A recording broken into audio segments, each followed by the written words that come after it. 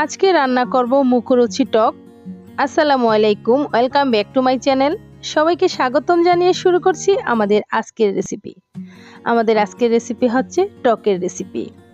আর এই টক রান্না করলে অন্য কিছু লাগে না। চলুন দেখে আসি তার পুরা প্রস্তুত প্রণালীটা।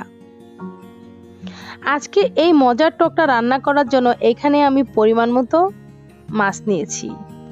আর আজকে আমি কি মাছ দিয়ে টক রান্না করব ভিডিওতে দেখে হয়তো বুঝতে পেরেছেন, আর যারা বুঝেন নাই তাদেরকে বলে দিচ্ছি।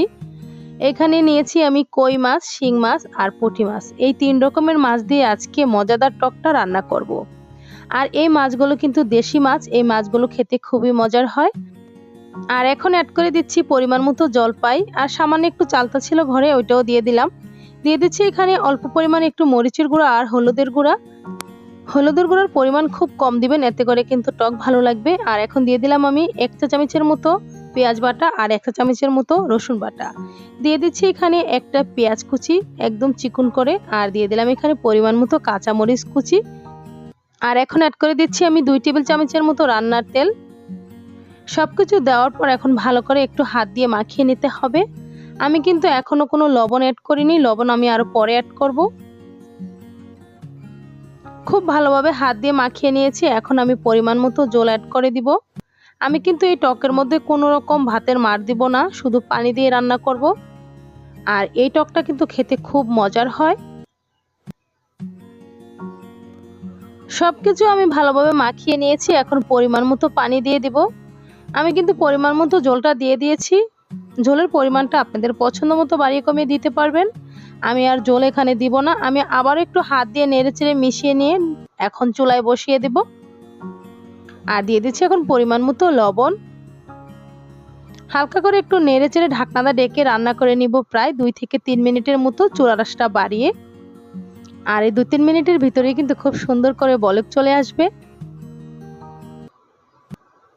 ফিরে আসলাম 2-3 মিনিট পর, এরই মধ্যে কিন্তু সুন্দর বলক চলে এসেছে।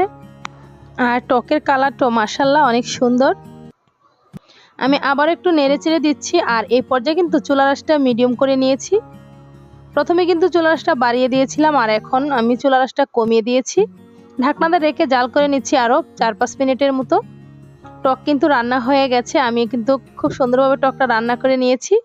এখন উপর থেকে দিয়ে দিব পরিমাণ মতো কিছু ধনেপাতা কুচি। এতে করে স্বাদ এবং ফ্লেভার দুটাই খুব ভালো আসবে। ধনেপাতা দেওয়ার পর আবার একটু হালকা করে মিশিয়ে নিয়ে ঢাকনাটা ডেকে রেখে দিব 2 মিনিটের মতো। এই পর্যায়ে চুলার আঁচটা লোতে থাকবে।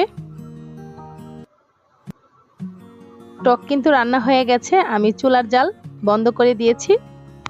আর এভাবে টক রান্না করলে যাদের মুখে কোনো রুচি নাই, ভাত খেতে পারে না, ভালো লাগে না, তাদের মুখেও কিন্তু রুচি চলে আসবে। এই টকটা এতটাই মজার, আমি যতবার এই টকটা রান্না করেছি এভাবে, ততবারই কিন্তু শেষ হয়ে গেছে। রান্না করতে দেরি হয় কিন্তু খেতে এই টকটা দেরি হয় না। যারা টক খেতে খুব পছন্দ করেন তারা কিন্তু এভাবে টকটা রান্না করতে পারেন। আজকের টকের রেসিপিটা যদি ভালো লাগে একটি লাইক দিয়ে আমার পাশে থাকবেন। আর যদি আমার চ্যানেলে নতুন হন তাহলে সাবস্ক্রাইব করে পাশে থাকা বেল আইকনটি ক্লিক করে রাখুন। এতে করে নিত্য নতুন ভিডিওগুলো সবার আগে আপনাদের মোবাইলে পৌঁছে যাবে। আজকের ভিডিওটা এখানেই শেষ করছি। আবার দেখা হবে নতুন কোনো ভিডিওতে। আল্লাহ হাফেজ।